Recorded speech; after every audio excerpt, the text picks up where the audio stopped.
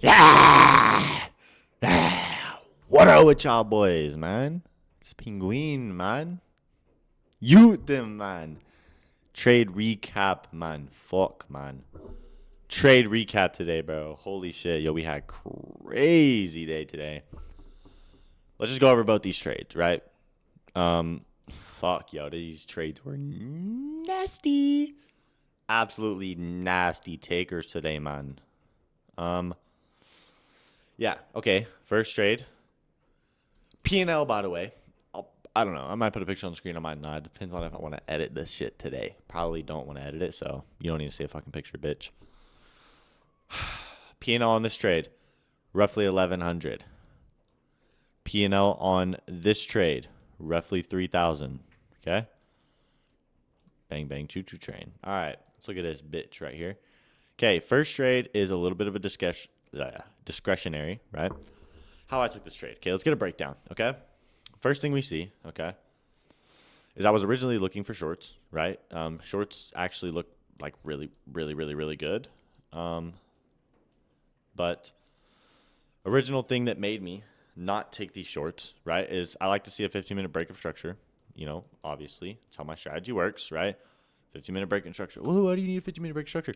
Because it shows a change in market flow to the downside, right? So let's just look at this, okay? First thing we see with this 15-minute candle prior to my trade on ES and NQ, both of them, look at this fucking rejection wick, bro. Look at how strong this, look at how big this fucking rejection wick is. It's storming like crazy outside, by the way. So I'm sorry if that sounds loud. But look at this, look at how big these rejection wicks are. These rejection wicks are fucking massive, boys. So that's making me not want to lean toward this bearish bias. One, we failed to get a closure below. Two, this big ass fucking rejection wick, right? So at this point, I'm on the 5-minute, right? And I'm looking, okay? I'm just looking for something, okay? On the 5-minute, we also haven't broke structure. And we're also, look at these fucking rejection wicks, rejection wick, rejection wicks, okay? Let's look at the same thing here on the 5-minute. Look at this. Yeah, rejection wick. Rejection wick. Crazy rejection wicks, right? So at this point, I'm on the 1-minute, okay? And when we come down into that 15-minute, right? When that 15-minute retrace comes, we inverse this 1-minute gap, right? So I'm immediately thinking, okay, change in order flow to the upside, right? Because we break structure on the 1-minute here. Okay, not a big time frame break of structure, but we still get a break of structure on this 1-minute time frame. So we're seeing a change in order flow back to the upside. Okay, so at this point, I'm looking for longs, right?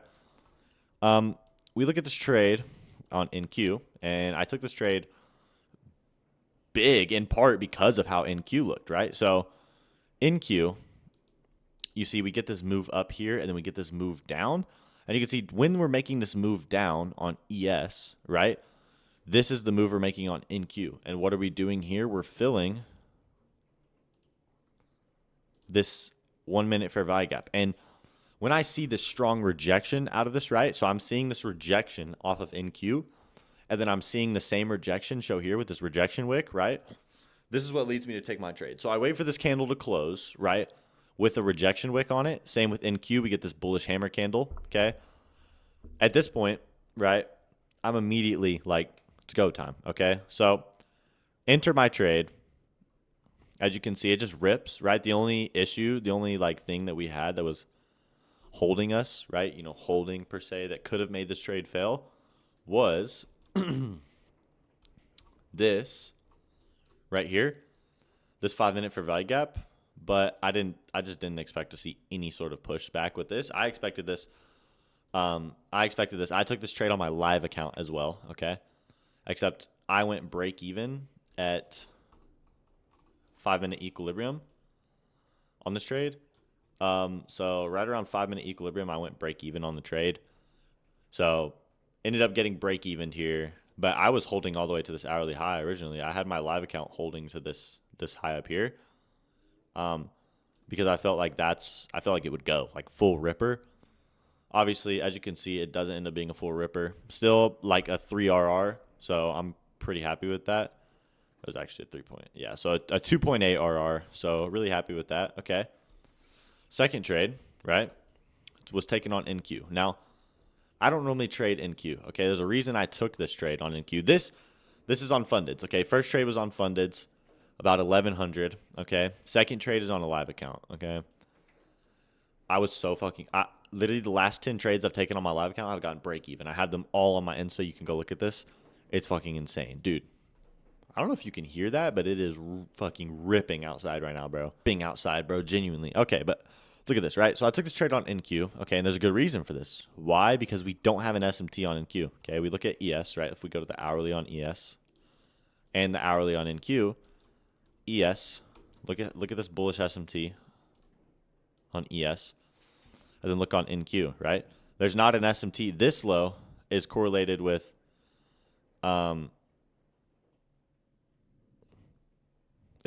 this low, which hasn't been swept yet, right? So it's not an SMT at this low. Okay, so I felt it as a good target, right? Only to take on NQ. Why I don't want to take this trade on ES is because we have an SMT, right? Why would you want to take a trade with an SMT? It literally doesn't make sense. It makes zero sense. So looking at this, I wanted to take my trade here.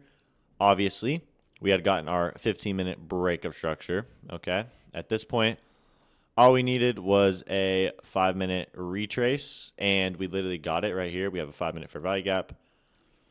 And this is pretty much set up perfectly, right? We have clear targets, okay? We have, pretty sure we made an SMT at the high, if I'm not mistaken. I don't really remember. Don't quote me on that. Pretty sure we had a bearish SMT as well. Then we react off this point. We have a clear target.